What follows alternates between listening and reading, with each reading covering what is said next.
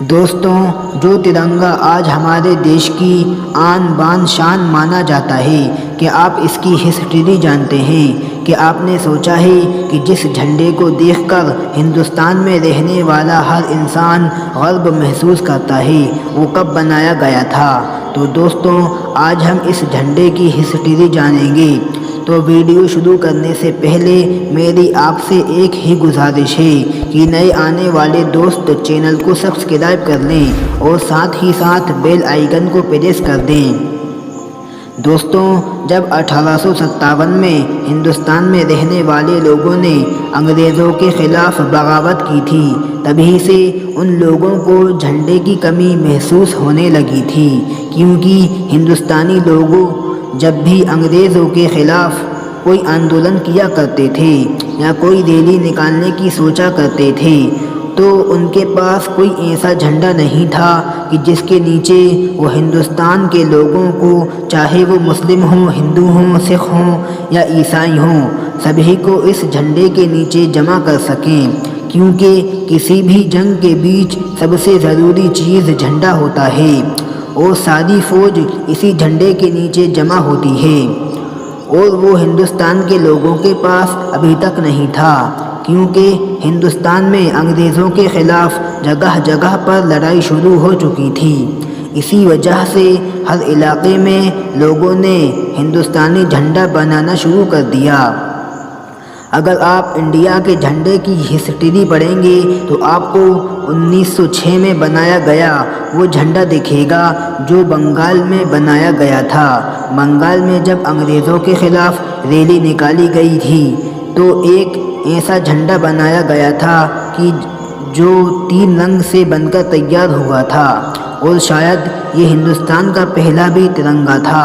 اس ترنگے میں سب سے اوپر کیسریا رنگ تھا، بیچ میں پیلے رنگ کی پٹی تھی اور نیچے ہرے رنگ کی پٹی تھی۔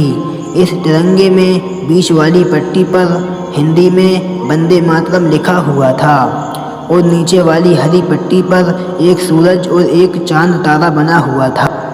اس کے بعد ہندوستان کا اگلا جھنڈا بھیکاجی کاما نے 1907 میں بنایا تھا۔ یہ جھنڈا بنگال کے جھنڈے سے تھوڑا الگ تھا۔ اس جھنڈے میں اوپر کی پٹی ہری اور نیچے کی پٹی لال تھی، اور باقی سب بنگال کے جھنڈے کی طرح تھا۔ اس کے بعد دھیرے دھیرے فادر آف نیشن یعنی گاندھی جی کو بھی انڈیا کے جھنڈے کی ٹینشن ستانے لگی تھی۔ ان کے دماغ میں یہ بات آنے لگی تھی کہ ہندوستان میں ایک ایسا جھنڈا ہونا چاہیے کہ جس کے نیچے ہندوستانی لوگ جمع ہو سکیں۔ گاندھی جی نے پنگلی بینگیا نامی ایک شخص کو یہ آرڈر دیا کہ تم ایک ایسا جھنڈا بناؤ کہ جس میں ہرا اور لال دونوں ہی رنگ ہوں، اور ان دونوں رنگوں کے اوپر چرخہ بنا ہو۔ گاندھی جی کے آرڈر پر پنگلی بینگیا نے ایسا جھنڈا تیار کرا کہ اوپر ہرا کلر تھا اور نیچے لال کلر تھا، اور ان دونوں کے اوپر چرخہ بنا ہوا تھا، لیکن گاندھی جی کو یہ جھنڈا بالکل پسند نہیں آیا۔ دوستوں، گاندھی جی نے پھر آرڈر دیا کہ اس میں ایک کلر اور شامل کیا جائے، اور وہ کلر سفید ہونا چاہیے۔ گاندھی جی کے آرڈر پر پنگلی بینگیا نے اس میں سفید رنگ بھی شامل کر لیا۔ دوستوں، بڑی جدوجہد کے بعد 1931 میں انڈین نیشنل کانگریس کی طرف سے ایک ایسے جھنڈے کو پرمیشن دے دی گئی جس میں 3 کلر تھے، جس میں سب سے اوپر کیسریا کلر تھا، بیچ میں سفید کلر تھا اور نیچے ہرا کلر تھا، اور بیچ میں چرخہ بنا ہوا تھا جو گاندھی جی کی فرمائش پر بنایا گیا تھا۔ اس کے بعد 1931 سے لے کر 1948 تک یہی جھنڈا رہا، جس کے نیچے پورے ہندوستان کے لوگوں نے اپنی آزادی کی لڑائی لڑی۔ 1947 میں جب انگریز بھارت چھوڑ کر چلے گئے تو اب ہندوستان کے سامنے یہی سوال تھا کہ اب بھارت کا جھنڈا کیسا بنایا جائے،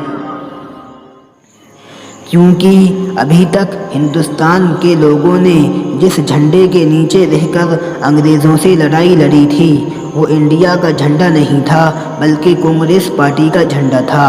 اور بھارت کے جھنڈے کو کانگریس پارٹی کے جھنڈے سے الگ رکھنا بہت ضروری تھا۔ تو 1947 میں ایک ایسی ٹیم بنائی گئی کہ جو ہندوستان کے پرانے جھنڈے میں بدلاؤ کر کے ایک نیا جھنڈا بنا سکے۔ اس ٹیم میں جواہر لال نہرو، ڈاکٹر بھیم راؤ امبیڈکر، سردار ولبھ بھائی پٹیل اور ڈاکٹر مولانا عبدالکلام آزاد جیسے بڑے بڑے نیتا شامل تھے۔ دوستوں، اس وقت سنویدھان سبھا کے ایک جنرل سیکریٹری ہوا کرتے تھے جن کا نام تھا بدرالدین طیب جی۔ بدرالدین طیب جی نے سنویدھان سبھا کے سامنے یہ پرستاؤ رکھا، کیوں نہ ہم بھارت کے پرانے جھنڈے سے چرخہ نکال کر اشوک کا چکر لگا دیں۔ بدرالدین طیب جی کی یہ پرستاؤ سبھی لوگوں کو بہت پسند آیا اور پھر بدرالدین طیب جی کے اس پرستاؤ کو اور پھر بھارت کے جھنڈے میں اشوک چکر شامل کر دیا گیا۔ لیکن دوستوں، بدرالدین طیب جی نے جو پرستاؤ سنویدھان سبھا کے سامنے رکھا تھا وہ خود ان کے من کا نہیں تھا۔ ان کی ایک بیوی ہوا کرتی تھی جن کا نام تھا سریا طیب جی۔